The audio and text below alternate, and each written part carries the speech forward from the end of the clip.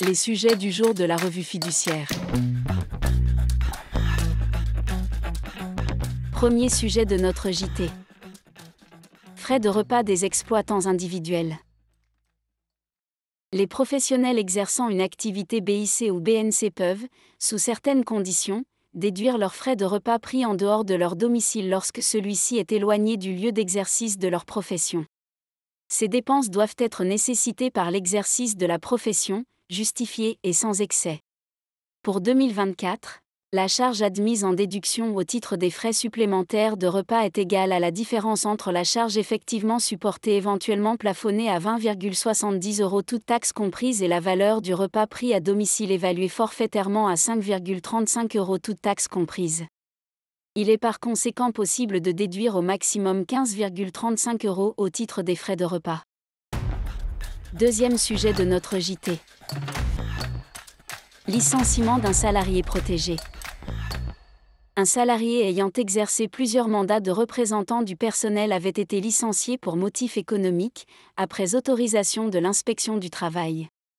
Ce salarié avait cependant saisi les prud'hommes en soutenant qu'il avait été victime de discrimination syndicale dans son déroulement de carrière, et en contestant la rupture de son contrat de travail. La Cour d'appel lui avait donné entièrement raison, en lui octroyant des dommages et intérêts pour discrimination syndicale et en prononçant la nullité de la rupture. La Cour de cassation a adopté une position plus nuancée. Elle rappelle que le principe de séparation des pouvoirs interdit au juge judiciaire d'annuler une rupture qui a été autorisée par l'inspection du travail, celle-ci ayant en principe vérifié que le licenciement n'était pas en lien avec le mandat. En revanche, elle valide l'octroi de dommages et intérêts pour discrimination syndicale dans le déroulement de carrière car, en vertu d'une jurisprudence constante, en présence d'un licenciement autorisé par l'administration, le juge judiciaire conserve la possibilité d'apprécier les fautes commises par l'employeur pendant la période antérieure au licenciement. Troisième sujet de notre JT. Tri à la source des biodéchets depuis le 1er janvier 2024. Depuis le 1er janvier 2024, le tri à la source des biodéchets est obligatoire pour toutes les entreprises. Sont visés les déchets non dangereux biodégradables qui regroupent les déchets de jardin ou de parc tels que les feuilles mortes ou les tontes de pelouse, et les déchets alimentaires ou de cuisine. Concrètement, les biodéchets ne peuvent plus être jetés à la poubelle avec les ordures ménagères.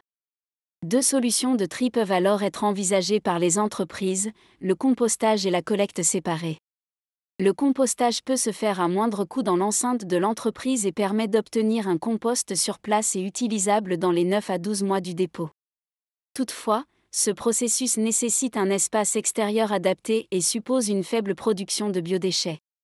La collecte séparée consiste en l'utilisation d'un bac spécialement dédié aux biodéchets si la collectivité dans laquelle est située l'entreprise le permet. Sinon, les entreprises doivent s'orienter vers un prestataire pour collecter leurs biodéchets. Le non-respect du tri à la source des biodéchets est puni d'une amende pouvant atteindre 750 € pour une personne physique et 3 750 € pour une société.